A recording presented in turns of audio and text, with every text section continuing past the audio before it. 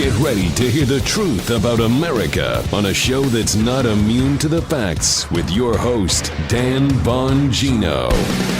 All right, big day for the deep state, police state, big government, socialist Democrats who have their primary today. Well, primary for both parties, but you get the hint, where they will pick.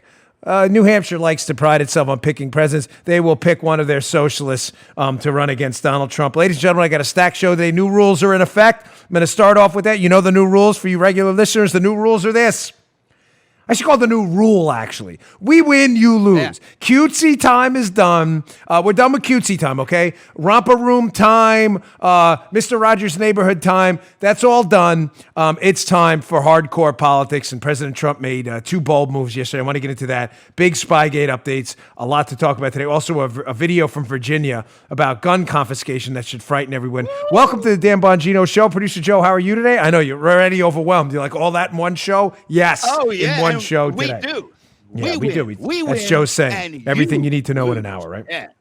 All right, let's get right to it. Today's show brought to you by our buddies at Quip. Ladies and gentlemen, Quip is the maker of the finest electric toothbrush out there, and they want you to know that one single discovery matters most for your dental care and, frankly, for your health care as well.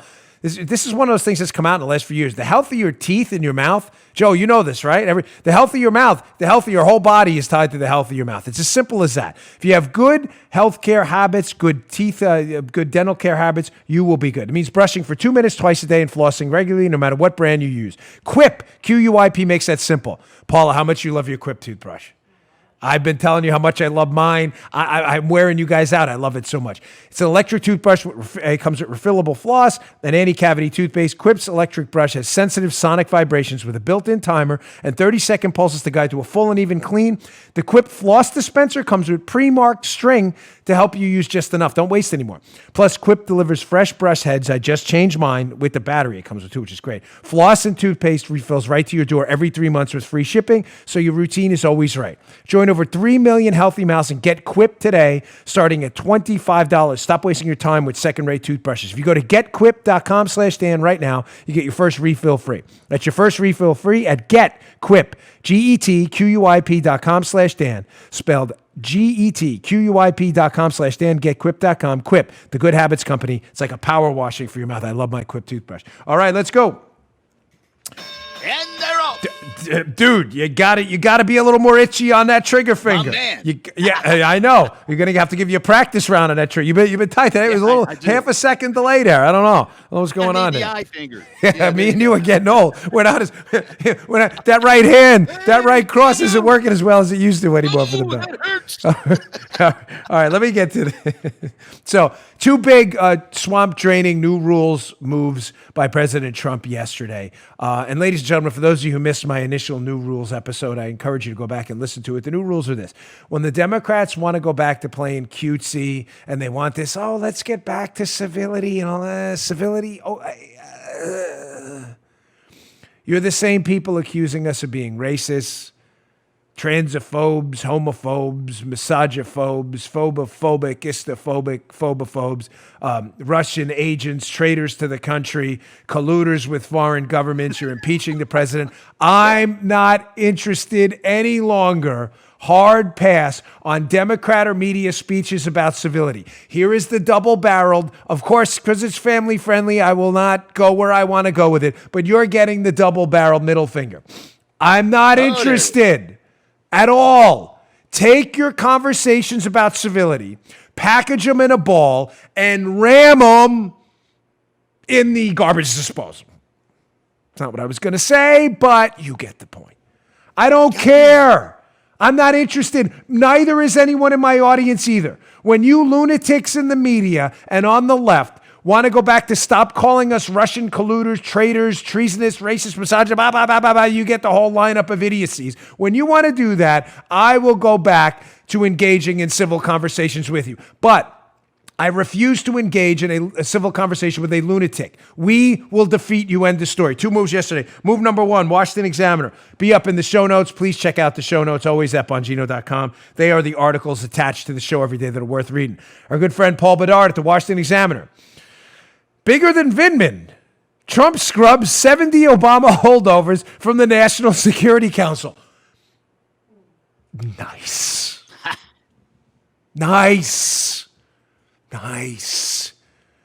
The National Security Council, which has become a bloated bureaucracy in and of itself, who the purpose of the National Security Council was supposed to be to engage with the president on national security matters, to give him advice. The real purpose of the National Security Council in the Trump administration, in La Resistance, has been to leak to the media false and damaging information about the President of the United States for the purposes of removing him from office. That's the sole purpose. Not all. There are very good people on the National Security Council. Unfortunately, there is a small cabal of anti-Trump idiots whose sole purpose has been to abuse their access to the president, to leak to the media and other members of Congress, to work against the president to have him impeached. Some members, Abigail Grace and Sean Misko, not that we're naming names or anything, have actually left the National Security Council to go work for Adam Schiff, and it is suspected they may have played a role in this whole impeachment fiasco. You know, where Adam Schiff and his team coordinated with the whistleblower to make up fake charges.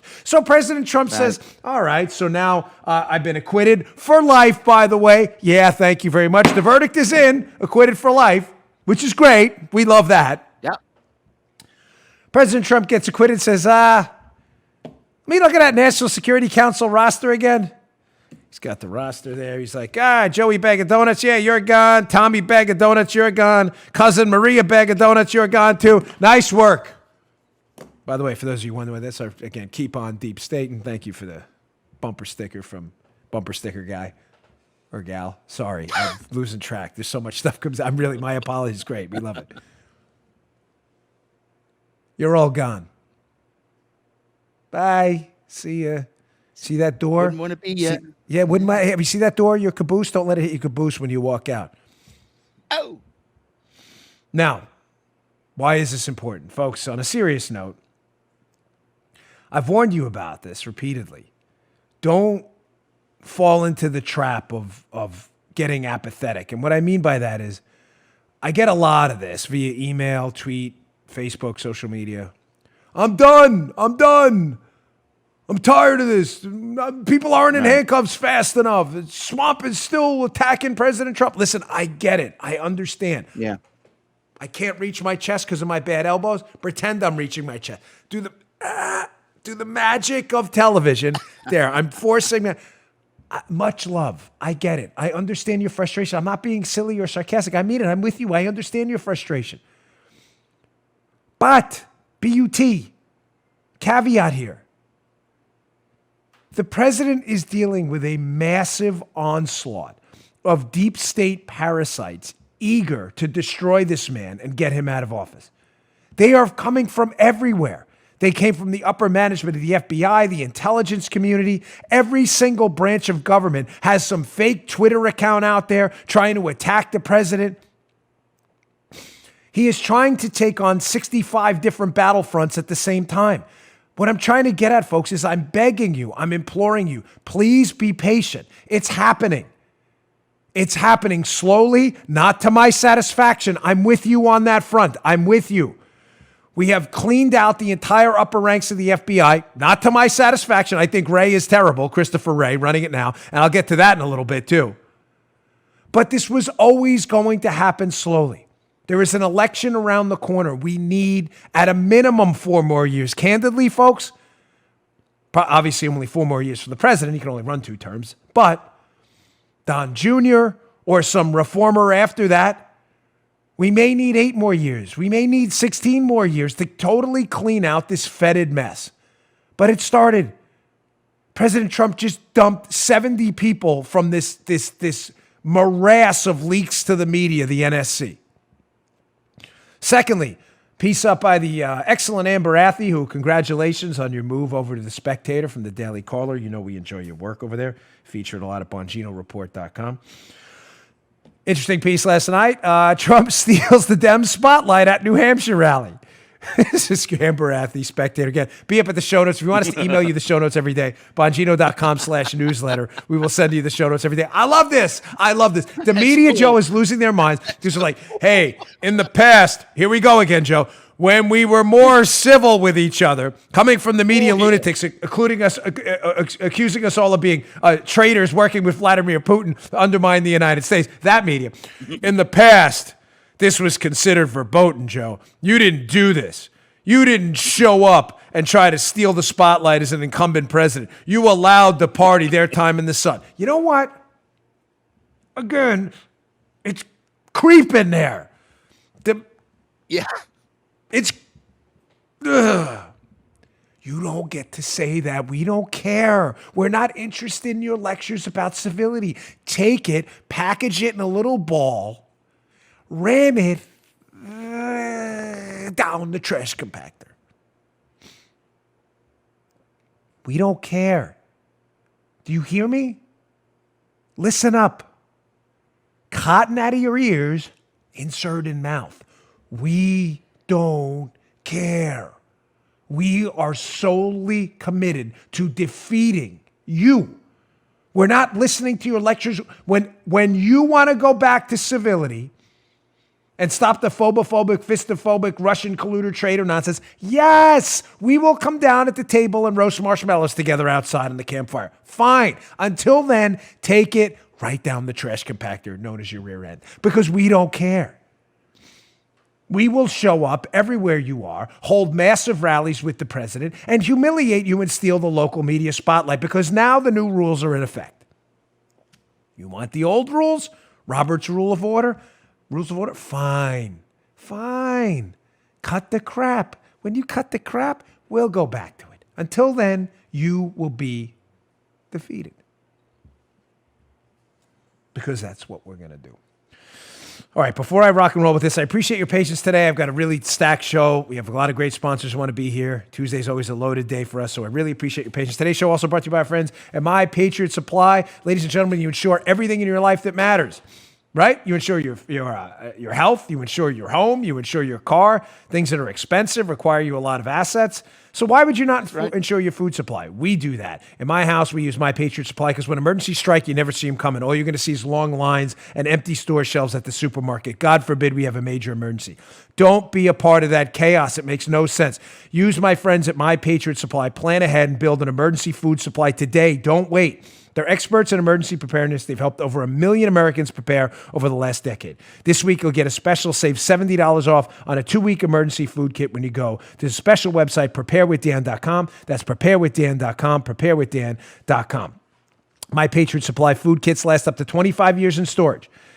The food's good. Includes breakfast, lunches, and dinners. Order a few today. Don't wait. Ensure what matters, your food supply. My Patriot Supply ships it fast and discreetly right to your door. Take action so you're ready for what's coming and save $70.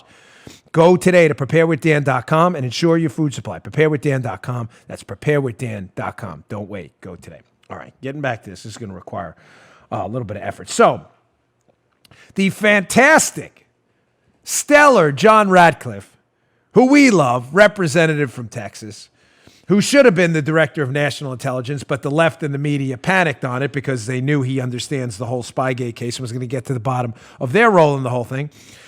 So John Ratcliffe had King of the Swamp now, Christopher Wray, our current FBI director, who is just, I don't know the man personally. Sure, he's a nice guy. I don't really care. I'm sure he doesn't like me either, whatever. I don't like what he's doing. That's fine. We will never see eye to eye. But Christopher Wray went up to Capitol Hill to testify. This was last week. And with everything going on, somehow all of this got lost because we had and the news week last week was so overwhelming. It wasn't even like drinking from a fire hose. It was like trying to drink a tsunami as it was coming ashore. So this got lost completely. Here is Johnny Ratcliffe, fantastic representative from Texas, questioning Christopher Wray, FBI director, and getting him now to finally admit, although Wray does it in only that Christopher Wray way, where he answers the question in a way to never give anyone a talking point. In other words, simple yes or no questions. Yeah. He gives circuitous answers so he can never be used on the news. But don't worry, I'll translate for Wray what he's really saying in his efforts to cover for the swamp. Here's Christopher Wray answering a question about spying and frauds on the FISA court. And Ratcliffe pins him down. This is a great job. Check this out. This was illegal surveillance with respect to at least several of these FISA applications because there was not probable cause or proper predication, correct? Right. To the point of one of my Democratic colleagues that there was no fraud on the court. Illegal surveillance and changing evidence to conduct illegal surveillance is the very definition of fraud on the court, is it not? It describes conduct that's utterly unacceptable.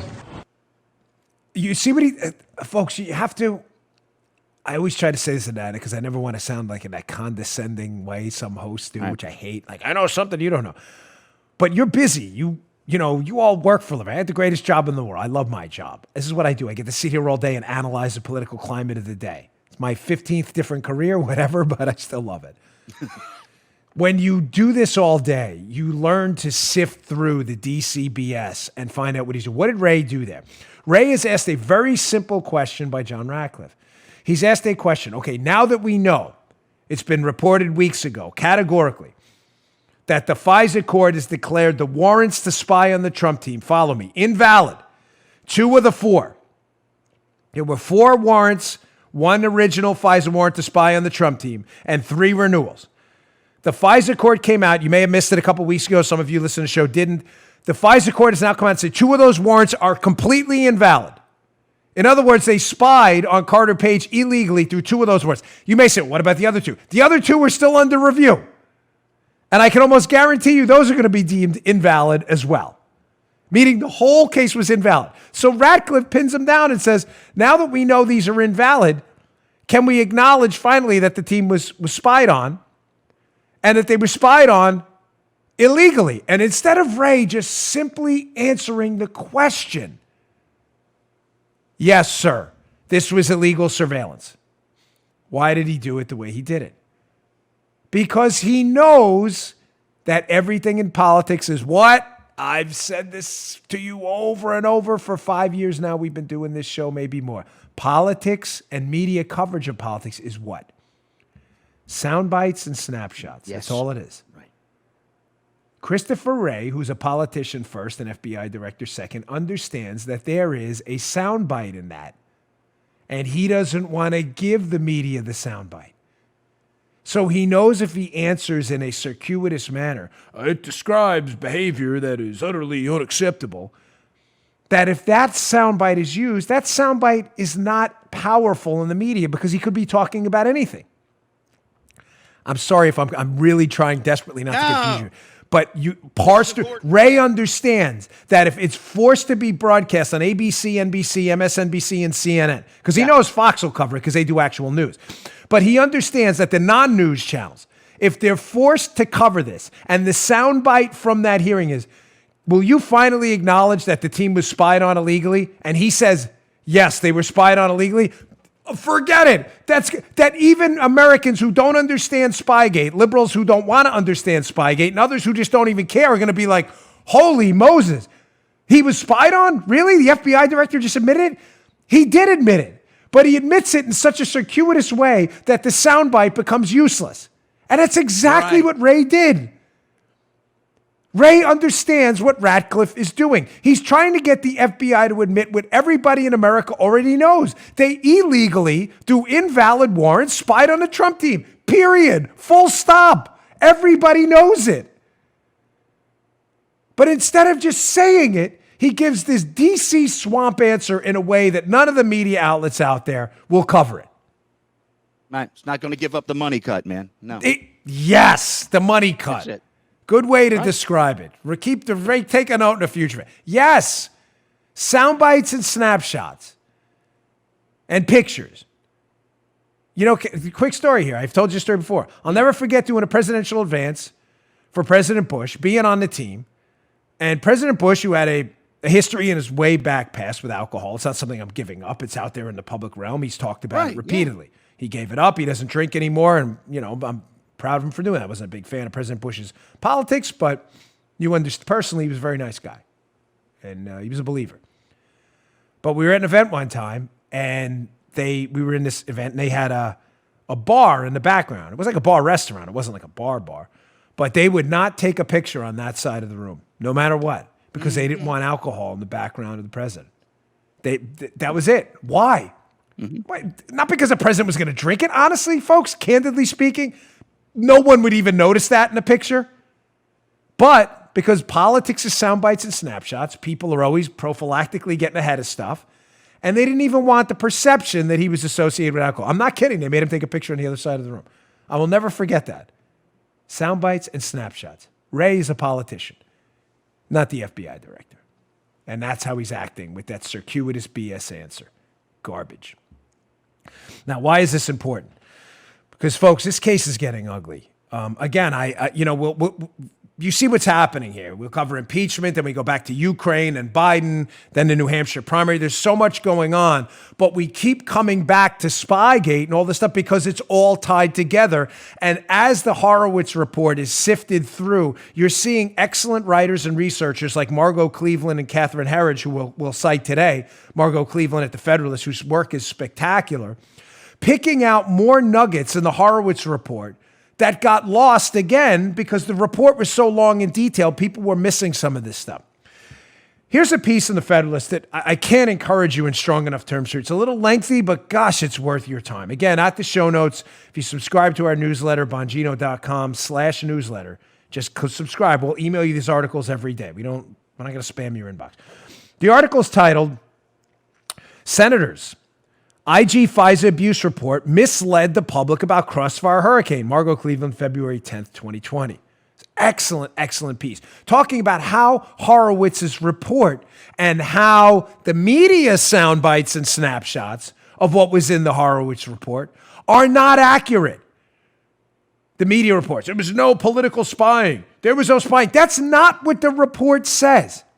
So she picks out, I'm going to go through 4 or 5 specific points in here. Huge inconsistencies in the report, which in the IG report, big inconsistencies, which comport with the story I've told you in my 2 books on this topic, Spygate and Exonerated, both of which I strongly encourage you to pick up. They're very detailed background stories, extensively footnoted about what really happened here. Let's go to takeaway number 1, because this is just, again, staggering. It's about a redacted footnote in Michael Horowitz's report in the Spygate thing, footnote 302, where they describe in this piece, it's long, that Michael Horowitz's explanation is that one of the people they were using, person 1, and I know who this person is, but in the interests of, we have to be careful for legal reasons and otherwise, but I know who person 1 is. So in this footnote, in our Horowitz report, describing the whole Spygate debacle, they described this person 1, who was basically a source for Christopher Steele. She says, quote, but hidden from the public, though, were details connected to the counterintelligence investigation, listen to this, into person 1, who was described elsewhere in the IG report as a key subsource to Steele. Folks. Wait, time out. As, a former federal agent, I don't say that to impress you. I just say that because I know what's going on here. You're now telling me that one of Christopher Steele, the guy who wrote the dossier, used to spy on Trump, with input from others, I'm sure, that one of his sources, this guy, person 1, was also under an FBI investigation himself? And that wasn't told to the court. Now you may say, well, what's the big takeaway from it? What are you trying to tell us, Dan? That them not telling the court about person 1 being under investigation by the FBI was bad? Yeah, that was bad. But I think something is being missed here. Not by Margot. I think she's onto it. It doesn't actually go into it. But I kind of cover this in my books a bit. Ladies and gentlemen, when you get information from a source, it's not supposed to be a two-way street. Oh. Okay. Follow me. In other words, all right. If I think Joe is involved in a conspiracy to rob a bank, and a source comes and tells me that, if I then open up an investigation into that source and start feeding him information backwards so that he can self-correct his information, right, then how do I know what the source is telling me is true, or if what the source is telling me is only coming from the information I'm giving him back? In other words, source comes to me and says, hey, I know Joe was scoping out this bank on August 1st, 2016. I open up an investigation into this source, right? Through that investigation, I find out various things, and I find out that on August 1st, 2016, through that investigation, that Joe was in fact in California, nowhere near the bank in Maryland where Joe lives. I then feed back to the source, I think that information about August 1st may be wrong. Joe was in California. He then comes back the next day. Hey, I got new information. On August 1st, Joe was going to rob a bank in California. You just told us it was in Maryland. No, new information. This guy's got to be reliable, Joe. He's got to be. He knows he was in California, and he corrected as if, you get what I'm saying? It's not supposed to be a two-way street. If you have a credible source. Yes. If you have a credible source with credible information, why do you need to fact check the information and correct him so that he can correct his new information? Bingo. So if person one, which is one of Steele's sources, who's feeding information to Steele that apparently wound up in one of the dossier reports, Report 80 and others, but the FBI is also investigating this person one, my question to you is this. Why did they hide that from the court, number one? And number two, were they the ones that may have played a role in connecting Steele to person one? Or, even worse, did Steele connect person one to the FBI? Hey, I need a fact check on this guy.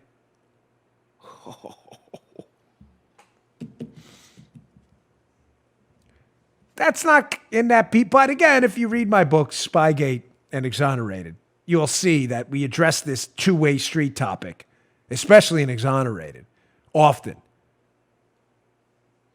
Steele seems to have an open channel to the FBI and elsewhere where he can vet his sources. He can check information.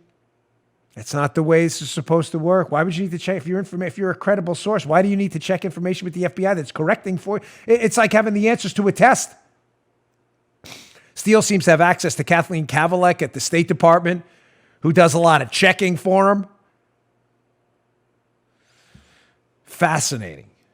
It gets better. So again, the takeaway from that, it's not supposed to be a two-way street. Was Steele given answers to the test? And did Steele's person one, who was his source, was he the subject of an FBI investigation because he connected him to the Bureau, or did the FBI connect him to Steele? What's the network here? A lot of open questions. Let's go to takeaway number two. This is important. We have been told repeatedly, and Christopher Wray still unbelievably will not come clean on this. We have been told repeatedly that the dossier from Christopher Steele, paid for by Hillary Clinton, was not what initiated the investigation into the Trump campaign. Ladies and gentlemen, the reason is obvious why they're saying this. They will have to then admit on the record that a political candidate, Hillary Clinton, from the opposite party of her opponent, Donald Trump, paid to hijack the justice system, paid a political operative to give information to the FBI to prosecute her opponent. It's as simple as that. Everybody gets that, right? The FBI still to this day will not acknowledge that clearly it was Steele's paid for information. The dossier, in other words, Steele's information wasn't only in the dossier. It was in the interviews he did with the Justice Department and the State Department. Don't get confused by that. Brennan uses that trick all the time. I didn't see the dossier. It's not about the dossier. When did you talk to Steele? Because Steele was paid for by Hillary Clinton. That's the question. They keep telling us magically that it was not the dossier that started this. It was this tip from Australia that they got in July about a meeting with this Australian diplomat down there who met with Papadopoulos, where Papadopoulos opened his mouth about this Russian email thing. They keep telling us that story. And they say, that's why we opened up the case on July 31st. Well, this is crazy because Margot Cleveland dug some other tidbits out there. And again, we debunked this a long time ago, but it is worth repeating through this excellent piece she put together. Check this out. Here's takeaway number 2 from Cleveland's piece. Here's another a little tidbit here. Apparently, the New York field office that launched the investigation into person one we just talked about raised more questions about predication. In other words, how this case started. I can't be. I thought the FBI said it because of the tip. Because the IG report noted that it had reviewed notes taken by an ASAC, a supervisor in the New York field office, of a July 13th. Wait. July 13th. A July 13th phone call. That can't be, Joe, because the case didn't open until July 31st when the Australians notified us through our people about this tip about Papadopoulos. July 13th is before July 31st. It's crazy. So this ASAC in New York had taken notes about an FBI ASAC about a July 13th call they had with Steele's handling agent about the same report, Report 80, where person one is cited. The handling agent for Steele, their supervisor, referred to as the LEGAT, stands for legal attaché, in the IG report, had approved passing on that information to the New York field office. Significantly, person one, who the FBI is investigating, but I believe is a two-way street, had compiled Report 80, and that call came before the July 31st, 2016 launch of the Trump investigation, Crossfire Hurricane. Oh. How is that? How is that possible? Math, chronology, calendars. I was told by the FBI, who's still sticking to the script to this day, Ray and others, that the case started because the Australians warned us about Papadopoulos, and it happened on July 31st. Wow, that's bizarre because the spies you were using, Stefan Halper, reached out way before July 31st to people on the Trump team, and now we find out on July 13th. So you take 31st and you flip the script. You flip you for real. For those of you... Some of you caught that. We'll flip you for... You flip it around and you get July 13th, which is before July 31st, and apparently handling agents who are handling Christopher Steele are already passing on information about person one who's cited in the dossier, specifically Report 80.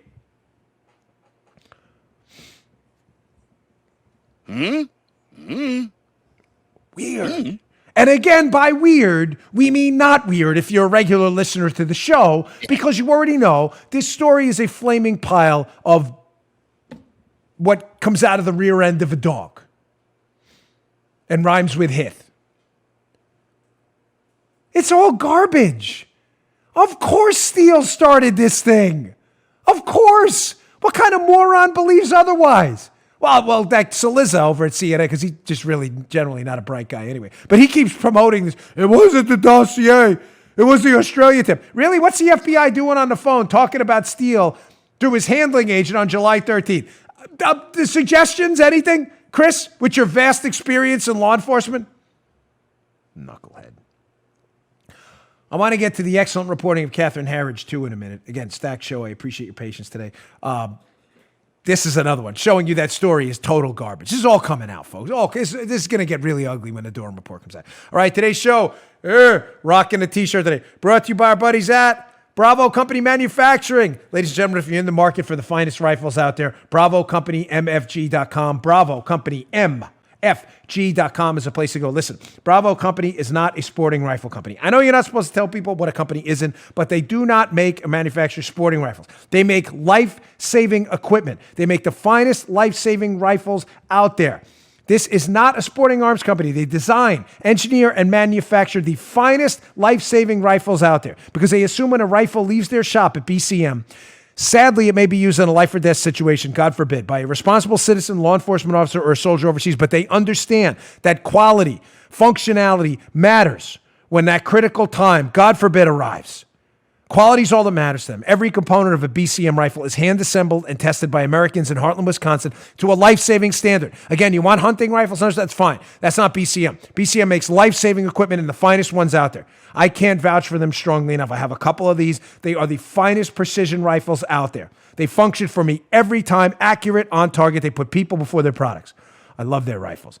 They know making reliable, life-saving equipment is the story, but they also work with leading instructors of marksmanship for American Special Forces community. And if you want to see some of their videos, go to youtube.com/Bravo Company USA. If you are in the market for the finest life-saving rifles out there, go to Bravo Company Manufacturing. Head over to Bravo Company M, as in Mary, F as in Frank, G.com, where you can discover more about their products, special offers, and upcoming news. I can't recommend this company highly enough. I love their t-shirts. I'm wearing one now. That's Bravo Company MFG.com. Check out their YouTube channel, youtube.com/Bravo Company USA. I'm telling you, I have fired these things repeatedly. I have 2 of them. They are my go-tos. Bravo Company MFG.com. Okay. So on takeaway number 2 here, and showing you again that this story that they continue, Swampy Chris Wray and others in the Bureau continue to stick to, despite all evidence that it is colossal BS, that the dossier and Steele had nothing to do with it. It was a friendly foreign government that passes a tip. Here's the fantastic Catherine Herridge. I can't recommend you follow her enough. Formerly at Fox, she's at CBS now. It's Herridge is her last name. You can find her on Twitter. This is from her Twitter account. She has been extensively going through the Horowitz report for weeks and taking notes. These are her handwritten notes from a photo she took. Look at this. Look at this gem. And notice how she has July 5th down there. July 5th. July 5th, Joe, just checking. Again, fact check time. July 5th is before July 31st, right? I'm just checking where the FBI said they opened up the case. Absolutely. Thank you, buddy. Joe, always as the audience referee, coming through in the clutch. So, from the IG report, again, underlined notes by Catherine Herridge, but this is directly from the IG report. Shortly before the 4th of July, 2016, the 4th of July, July 4th, definitely before July 31st. Again, just checking. Handling Agent 1, handler of Christopher Steele, that is, told the Inspector General that he received a call from Steele requesting an in-person meeting as soon as possible. The agent said he departed his duty station in Europe on July 5th. Wow, Looney Tunes, July 5th. I thought it didn't happen on July 31st. And met with Steele in Steele's office that day. During the meeting, Steele provided Handling Agent 1 with a copy of Report 80. Report 80? The same Report 80 citing Person 1, who's also under investigation in the FBI, which could be a two-way street scenario, giving him the answers to the test? Whew, man. And explained that he had been hired by Fusion GPS to collect information via the relationship between candidate Trump's businesses and Russia. Handling Agent 1 said Steele had become concerned about the possibility of Russians compromising Trump. You know, again, to the Salizas, the Stelters, the Chuck Todds of the world, I may have to, you know my ranking system? The dumbest guy in media, Stelter. Number 2, Chuck Todd. It's always tight, but he hasn't passed Stelter yet. I think we have to go with Saliza, number 3. Because Saliza, a long time ago, aggravated me because he pretends to be a smart guy sticking to this ridiculous story despite any evidence that the dossier and the Steele information had nothing to do with it. Just read the report. What do you think they were doing on July 5th before the alleged friendly foreign government tip comes in on July 31st around there? What do you think they were doing? Having tea and crumpets? Talking about new recipes for ice? What do you think they were doing? Playing tiddlywinks? Building Lego homes? Competing in a sandcastle tournament in the Keys? What do you think they were talking about, you numbnuts? It's laid out right there. They were talking about Steele promoting the Russian collusion hoax to the FBI. It's right there.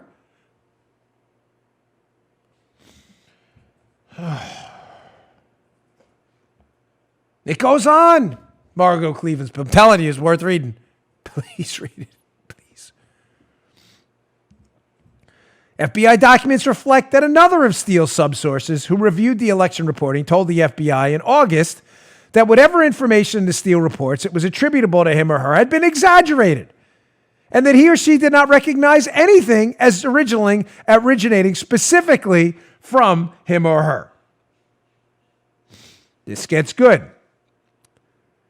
Who is that other subsource? So now we're talking about someone separate from the infamous Person 1. And we all know who it is, too, by the way. And he knows it's him, too. This is a different person. So apparently here, Steele is getting information from a subsource who, follow me here, is either giving him the information directly or is giving it to him through another third party. So I'm getting information from a source, I'm giving it to the FBI, or I'm getting information from a source who says they're getting it from someone else. Who is this guy? Who is this other subsource who, by the way, is saying, that's not me? Kind of a problem, right? When you say, like, this is my subsource, and the subsource says, that's not my stuff. In some limited circles, again, we'd call that an issue, a problem, and a clue that you got that we got a problem here, Houston. We got a malfunction, babe. In some small circles. Yeah. It goes now. Can we go back to that? Wow. All right. Quote, Margot Cleveland, those facts suggest the footnote concerns, who is the source? Russian Vyacheslav Trubnikov, who, if you listen to the show, you know exactly who that is. The former head of the Russian intelligence service, the SVR. So, just to be clear, Steele already identified Trubnikov as a source in his interview with Kathleen Kavalek from the State Department. Again, was that a two-way street too? Was that an interview or was that an exchange of information? We know Steele's talking to the FBI. We know he's talking to the State Department. In his interview with the State Department, he tells them in no uncertain terms that one of his sources is Trubnikov. How do we know that? Because the lady at the State Department interviewing Steele, Kavalek, takes a note and she writes, sources, Trubnikov. It's on a notepad. You're telling me a foreigner then, paid for by the Clintons, is getting information from a Russian intelligence service head to impact our election that was then fed to the FBI. It was all lies in an invalid warrant to spy on a presidential candidate. Sounds like collusion or something, you know? Nah, come on, Joe. Stop with the nonsense. Collusion. That only applies to Republicans. Come on, guy. Get with the program. All right. Collusion can't possibly happen dude. with Democrats. I know. Self-correct. Auto-correct. Of course it's collusion. The Democrats always accuse you of what they do themselves. Yeah. There's only two possible scenarios here. That their source, Steele, that the FBI based their case on, is lying. Because remember with that footnote, the footnote's important. I put that up for a reason. Trubnikov, who is a Russian intel officer and a high-ranking one, is saying to the FBI, if that's him, that subsource, that's not me. I didn't give him this information. So then Steele's totally discredited. The FBI spied on Trump with totally discredited information from a discredited source. Or the alternative, which is even worse, that Trubnikov's not discredited, that Trubnikov, as a Russian intelligence head, is feeding Steele information, and it was used to spy on a campaign on invalid warrants. There is no option C, folks.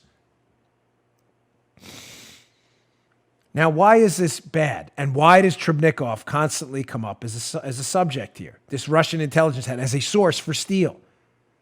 Because we know at this point there is a nexus between Halper, the spy working on the Trump team, who's working with the FBI, and Trubnikov.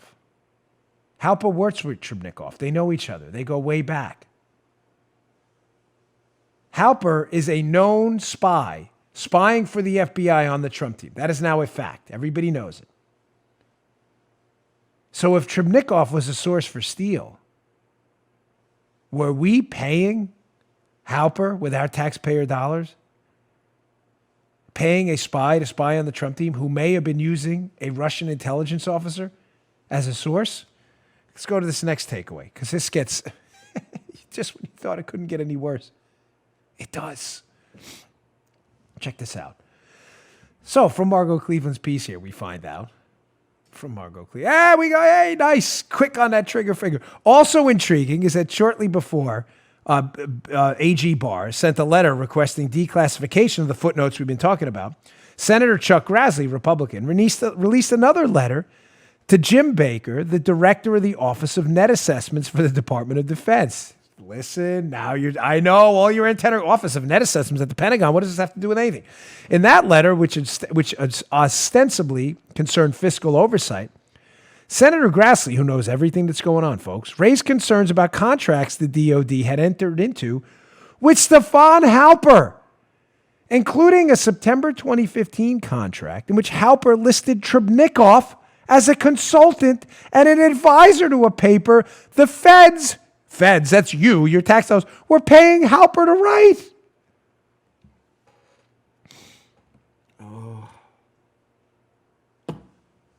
So Halper is now admitting in a paper paid for with your taxpayer dollars through the Pentagon, money, Office of Net Assessments given to Halper, spying on the Trump team.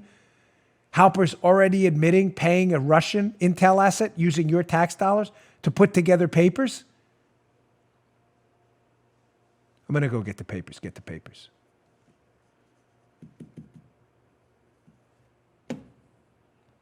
It's all there, folks. It's all right in front of your eyes, man. We're paying Russians with our tax dollars now to spy on presidential campaigns, do invalid warrants, while swampy, circuitous question answering Christopher Wray is still incredibly refusing to take a bath on this. I would say it's completely unacceptable behavior. Get rid of this guy, please. Please get rid of this guy. Make John Ratcliffe head of the FBI. Absolute disgrace. I had to take a note, turn page. We have so much material, I had to go on the back page. I did. I had to take a note because I numbered them sometimes because I want to lose. And this is number 4, story number 4.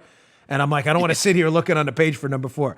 All right, before I get to our final sponsor, again, we always appreciate your patience. Great sponsors. Tuesday's always a packed news day. Our friends at LifeLock. Ladies and gentlemen, I had my identity stolen. If you've had your identity stolen like I had, it is an awful experience. Someone stole my identity, I kid you not, used my American Express card at the time to go out and buy a bunch of real estate classes. It took me months to clean this mess up. It is a total, complete disaster. Our friends at LifeLock will help you give you protection against identity theft. It's important. Every 2 seconds, there's a victim of identity theft. Criminal could be spending your money, applying for loans in your name, and even damage your credit. They could be doing it right now.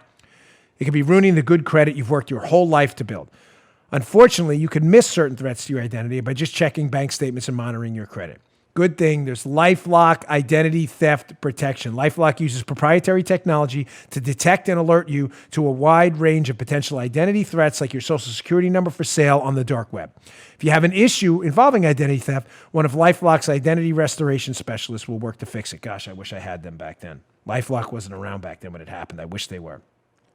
Of course, no one can prevent all identity theft or monitor all transactions at all businesses. But with LifeLock, you get your identity theft protection to help protect your devices against cyber threats for up to 25% off your first year. What a deal.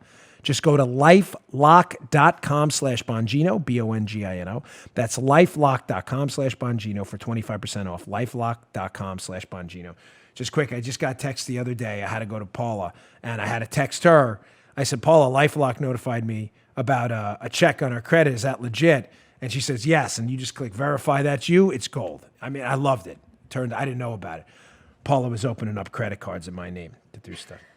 She was. Legit, of course. Of course. I asked for a new credit card. I'm not messing. But they had to check our credit. I asked her for a new one because I wanted some frequent flyer points. But I didn't know she did it that day. Thanks to LifeLock, I found out. So thank you, LifeLock. You guys are great. Okay. I said I would get to this. So Virginia, ladies and gentlemen, has gone, I don't know what happened. Virginia, when I lived in Maryland, I ran for office in Maryland. Virginia was considered a sanctuary from the, at the time, communist policies of the occupied state of Maryland. Now, I think people from Virginia are going to start leaving and go back to Maryland. It's gotten so bad. There are so many Democrats taking over the state. They've gone full gun confiscation. So I saw this on Twitter. This is video from the Virginia House Chamber. And there are these two delegates. Now, they're going back. One is a really great guy, this guy, Nick Freitas. Forgive me if I'm saying your name wrong. But I know he had run for higher office. Really good guy. This delegate is concerned about Virginia going full gun confiscation. Virginia. Again, we're not talking about New York or California, Virginia. They've gone full gun confiscation, being led by this colossal moron, this guy, Mark Levine. Not Mark Levin. He's the great one. Levine with an E at the end. This guy is a liberal kook. We played the video of him, what was it, 2 weeks ago? He was the guy in the video who they asked him about an assault rifle. And he's like, it's got a pistol grip and a bing bing and a dung dung. And it's got this and it's black and it looks funny. And it's real. Remember that? The video, that's the same goofball. Hold it. Yeah. You hold it like this and it go bang bang and boom boom and it go pop pop. And that's an assault rifle. You know, an Elmer Fudd, I got you, you silly rabbit. That was the same lunatic. This guy appears on Fox sometimes. He is a total clown. He is, if there was ever a caricature of a goofball liberal who is this is like the male AOC, this guy. He's so dopey. So he's asked a question about this bill to confiscate your rifles. That's what it is. There's a gun confiscation bill going on in Virginia right now. Make no mistake, that's what it is. And listen to the way he dances, like Christopher Wray, by the way. He will not answer the question when this guy, Nick Freitas, this other delegate, this Republican, good guy, asks him, okay, so you want to ban these rifles. What are you going to do with people who own these rifles now? And he will not admit that they're going to take them from you without compensation. Not that the compensation makes it any better. Listen to the way he answers this question, full sleazeball mode. Check this out. If I heard the delegate correctly, he's saying that no law-abiding citizen would be affected by this whatsoever. So no currently law-abiding citizen would have to turn in anything under this bill, or does he want to reevaluate that statement? Delegate Levine. I would answer the delegate that Virginians understand that laws change, and law-abiding Virginians follow the law. Delegate Freitas. Madam Speaker, speaking to the bill. Delegate Actually, I'm Freitas. sorry, Madam Speaker, one more question if the delegate will yield. Will the delegate yield? I will yield. The delegate yields. Delegate Freitas, one more question. I also noticed that what we're currently doing within this bill is we're going to confiscate legally acquired property, or we're going to demand that it be turned in. Is there any sort of compensation that is offered to citizens as we take their property, or is this a taking with no compensation? Delegate Levine. Madam Speaker, I would encourage the delegate to read the bill. There is no confiscation. Thank you. Delegate Freitas. Madam Speaker, speaking to the bill. Delegate Freitas. I see. So there's no confiscation, but if I don't turn it in, then I'm guilty of a Class 1 misdemeanor. I'm not exactly sure what the difference is with respect to that from a legal perspective. You know what I love about being a conservative? I'm not messing with you. We give honest answers. We give honest answers. I want school choice for my kids and your kids too. Why? Because parents know better than the dopey government.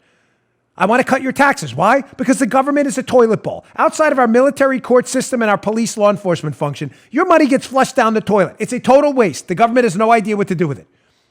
I believe you should control your health care because I don't want some moron out there answering a phone in some deep bureaucracy determining when they get to crack my chest open and who gets to do it. I'm just saying. Honest answers all the time. That's all we do. Life. Conception and natural death. Simple answer. Liberals like Chris Ray and others never answer the question like this guy Levine. He's got a bill out there which will clearly confiscate and make illegal the rifle you have now. Clear as day. And this delegate Freitas, who does a great job, says, so wait, what are you saying? So is this a confiscation bill or not? No, Levine. Levine says it's not a confiscation bill. Law-abiding Virginians will follow the law. Yeah, the law says turn it over or you're going to be a criminal. That's what the law says. Do you notice the dance always? How do you vote for these idiots? Just be honest. Serious note. If you believe in your heart, in your soul,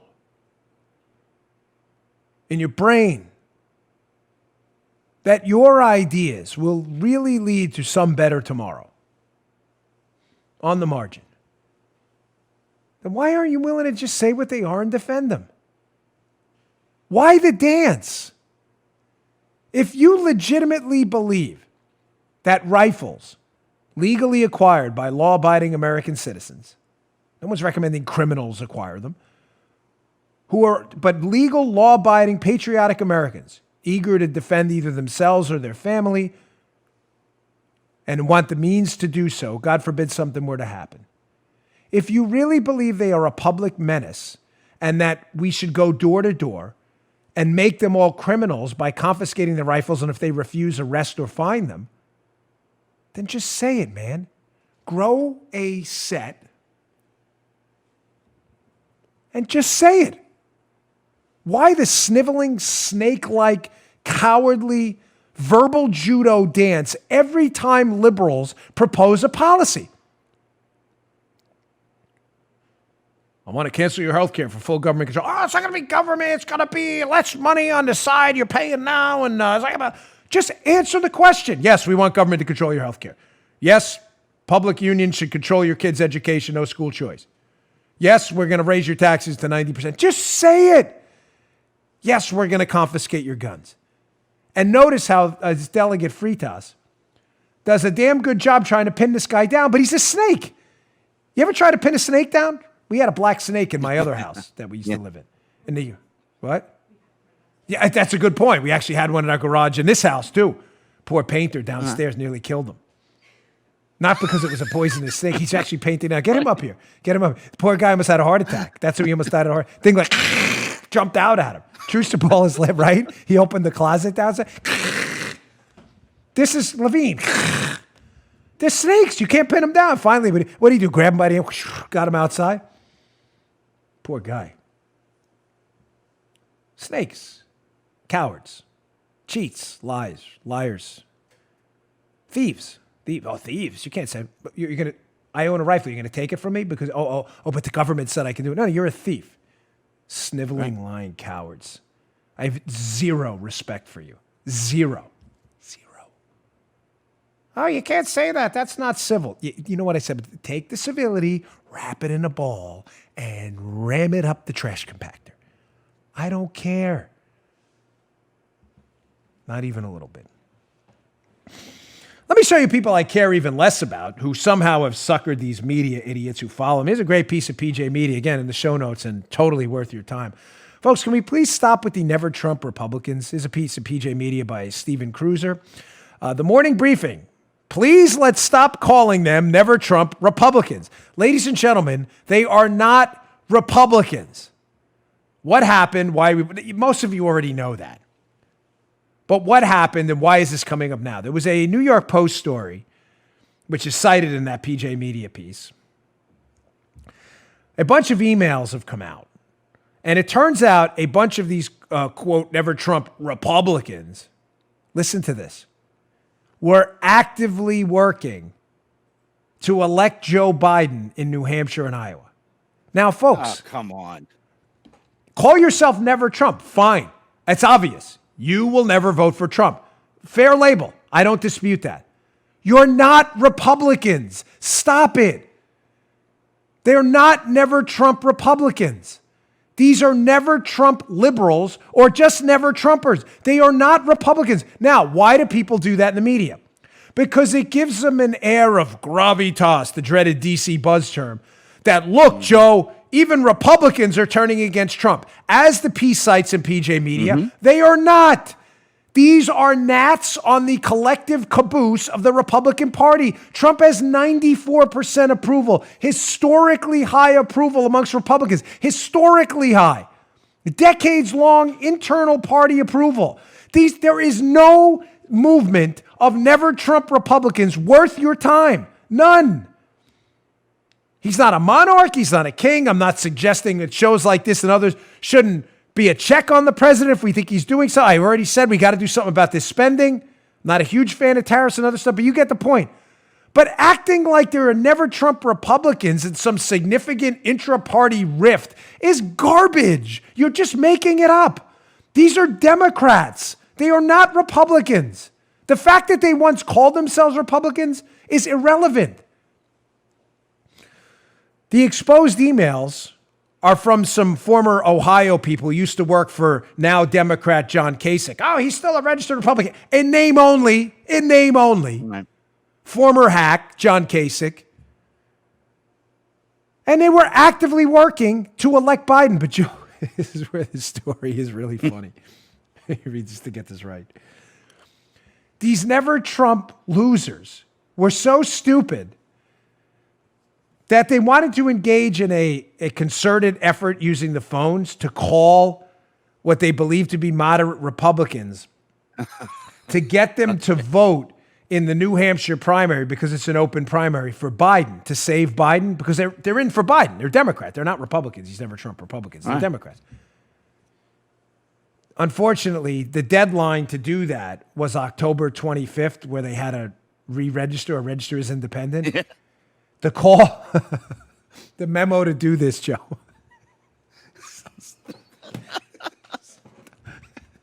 Paul, listen to this.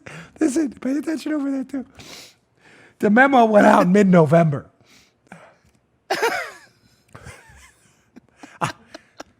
So these geniuses, these political geniuses, all they got to do is go to the New Hampshire website. The deadline to switch parties to vote for Biden or register was October 25th. These morons, they're sitting there. We got that cigar. Where's that cigar? Yo, here we go. We got it. We got it. Here. These geniuses, right? They're sitting there. You could see them. Just like chewed on. Look at that. I can see them. They're sitting there, and they're like, hey, man, look at us. We're so smart. Never Trump Republicans, consultants, focus group tested. We've bilked all these Never Trumpers out of their money for this focus group. I got a great idea. Let's start calling. You got to smoke in between so it makes you look tough. Wait, you got to throw in your glasses, too. Yeah, the glasses. You got to throw in the shades, too, yeah. So you go. Get glasses on. Yeah. Because disgusting. This thing's falling apart, but it's worth it for effect. That's how much I love you. So you take a puff of your cigar. You go, I got an idea. Joe, you got your Vito Corleone voice? I got an idea. I Let's got an call idea, up. Dan. Vito, listen, buddy. Let's call up these Republicans. They could vote. They could vote for Biden. We need to push Biden because Biden can beat Trump. But I got an idea, Joe. Oh, I'm sorry, Vito. Here's my idea. Let's send out this call in November, the middle of November. We could do maximum damage in November. It's a great. They're all sitting around there. That's a great idea, Vito. Good job, buddy. You're so smart. And then the guy in it, no one in the group even thinks about, hey, now let's go back to the normal person. So the normal person in the group goes, hey, I'm actually crying right now because I think this is so funny. Have you checked the deadline? Yeah, the deadline to do that was October 25th. You dipwads. Double. Come on. That's a double. Come on, guy. Double Motley. Wait, here's the sound. Remember the sound guy? Here, the sound guy sent us this dopey sound. Thank you, Mr. Sound Guy, but this is for...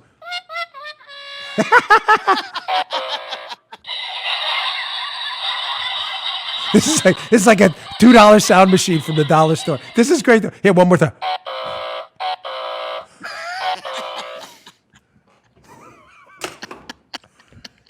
These are your never Trump Republicans, folks. A collection of dipwads like you've never seen before. Holy Moses. I'm sorry. Come on. All right, I got jitsu today, so if I miss tomorrow's show, God forbid, you'll know I didn't make it through my jujitsu. I'll be back, even if it's in a sling, no matter what. At 45, you got to be careful. Coach Steve, take care of everybody. Okay. Got cigar stuff everywhere. Look at it. Everywhere. It's all over the place.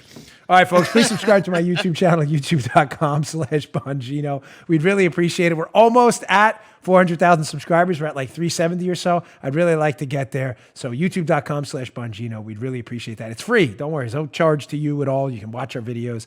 For those of you who listen on Apple Podcasts, we really appreciate that too. I will see you all tomorrow. Hey, thanks for tuning in. Today's show was brought to you by my buddies at Brickhouse Nutrition. They make some of the finest nutrition supplements on the market. My personal favorite is Foundation. Now, you don't hear anything shaking in there. Why? Because the bottle is empty, because I use it. I love this product. Check it out. Foundation. It is a creatine ATP blend. Does three things: look better, feel better, perform better. Go give it a shot. Go to brickhousenutrition.com/Dan. Try out this creatine ATP blend and take the mirror test. If you don't believe me, take the mirror test. Before you try Foundation, right? Go check it out.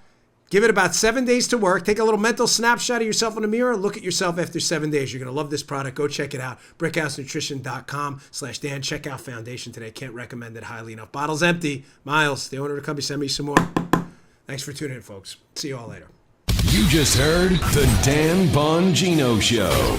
You can also get Dan's podcasts on iTunes or SoundCloud. And follow Dan on Twitter 24/7 @DBongino.